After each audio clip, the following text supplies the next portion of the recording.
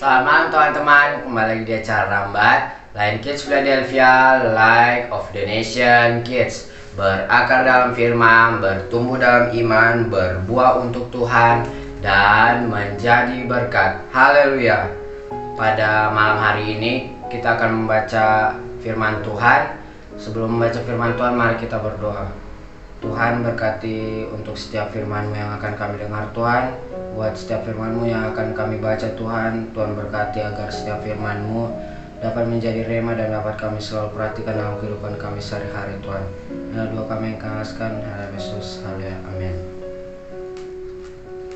Kita akan membaca Kejadian 49 ayat 1-33. Perkataan Yakub yang penghabisan kepada anak-anaknya. Kemudian Yakub memanggil anak-anaknya dan berkata, "Datanglah berkumpul, supaya kuberitahukan kepadamu apa yang kamu alami di kemudian hari. Berhimpunlah kamu dan dengarlah, ya anak-anak Yakub, dengarlah kepada Israel ayahmu. Ruben, engkaulah anak sulungku, kekuatanku dan permulaan kegagahanku. Engkaulah yang terutama dalam keluhuran, yang terutama dalam kesanggupan. Engkau yang membuat sebagai air, tidak lagi engkau yang terutama. Sebab engkau telah menaiki tempat tidur ayahmu, waktu itu engkau telah melanggar kesuciannya. Dia telah menaiki pertiduranku." Simeon dan Lewi bersaudara. Senjata mereka ialah alat kekerasan. Janganlah kiranya jiwaku turut dalam permupakatan mereka. Janganlah kiranya rohku bersatu dalam perkumpulan mereka. Sebab dalam kemarahannya mereka telah membunuh orang, dan dalam keangkaraannya mereka telah memotong urat keting lembu. Terkutuklah kemarahan mereka, sebab amarahnya keras. Terkutuklah keberangan mereka, sebab berangnya bengis. Aku akan membagi-bagikan mereka di antara anak-anak Yakub, dan menyerahkan mereka di antara anak-anak Israel. Yehuda, engkau akan dipuji oleh saudara-saudaramu. Tanganmu akan menekan tengkuk musuhmu. Kepadamu akan sujud anak-anak ayahmu. Yehuda adalah seperti anak singa, setelah menerkam engkau naik ke suatu tempat yang tinggi. Hai anakku, ia meniarap dan berbaring seperti singa jantan atau seperti singa betina. Siapakah yang berani membangunkannya? Tongkat kerajaan tidak akan beranjak dari Yehuda, ataupun lama pemerintahan dari antara kakinya, sampai dia datang yang berhak atasnya. Maka kepadanya akan takluk bangsa-bangsa. Ia akan menambatkan keledainya pada pohon anggur, dan anak keledainya pada pohon anggur pilihan. Ia akan mencuci pakaiannya dengan anggur, dan bajunya dengan darah buah anggur. Matanya akan merah karena anggur, dan giginya akan putih karena susu. Zebulon akan diam di tepi pantai laut. Ia akan menjadi pangkalan kapal, dan batasnya akan bersisi dengan Sidon.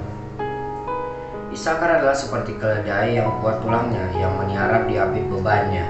Ketika dilihatnya bahwa perhentian itu baik dan negeri itu permai, maka disedengkannya lah bahunya untuk memikul, lalu menjadi budak rodi. Adapun Dan, ia akan mengadili bangsanya sebagai salah satu suku Israel. Semoga Dan menjadi seperti ular di jalan, seperti ular beludak di denai yang memagut tumit kuda, sehingga penunggangnya jatuh ke belakang. Aku menanti-nantikan keselamatan yang daripadamu, ya Tuhan. Gad, ia akan diserang oleh segerombolan, tetapi ia akan menyerang tumit mereka. Asyer, makanannya akan limpah mewah, dan ia akan memberikan santapan raja-raja. Naftali adalah seperti rusa betina yang terlepas. Ia akan melahirkan anak-anak indah. Yusuf adalah seperti pohon, buah-buahannya muda, pohon buah-buahannya muda pada mata air, dan dahannya naik mengatasi tembok. Walaupun pemanah-pemanah dalam musiknya, memanahnya, dan menyerbunya, namun panahnya tetap kokoh dan lengan tangannya tinggal liat.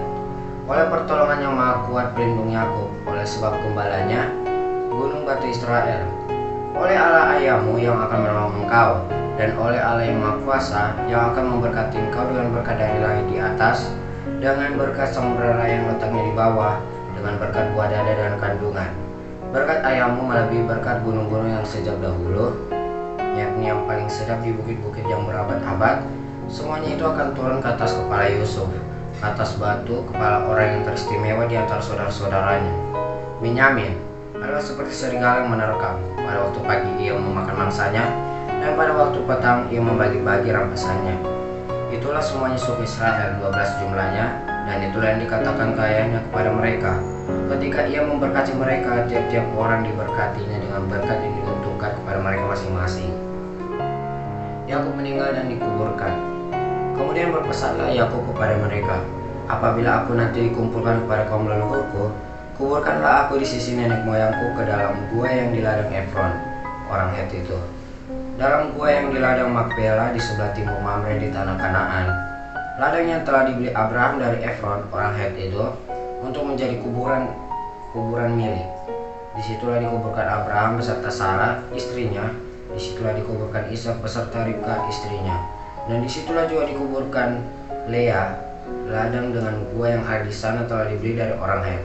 Setelah Yakub selesai berpesan kepada anak-anaknya, ditariknya kakinya ke atas tempat berbaring dan meninggallah ia. Maka ia dikumpulkan pada kaum leluhurnya. Amin.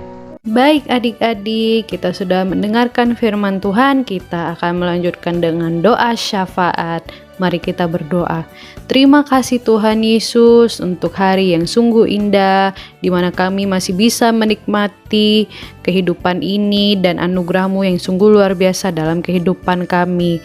Tuhan Yesus, kami mau berdoa bagi setiap orang yang telah mendengarkan dan juga sambil membaca firman-Mu. Biarlah Engkau memberkati pikiran hati mereka, Tuhan Yesus. Engkau tetap mengurapi mereka dan Engkau membimbing mereka ke dalam jalan yang benar. Dan juga kami tidak lupa berdoa bagi setiap anak-anak sekolah minggu.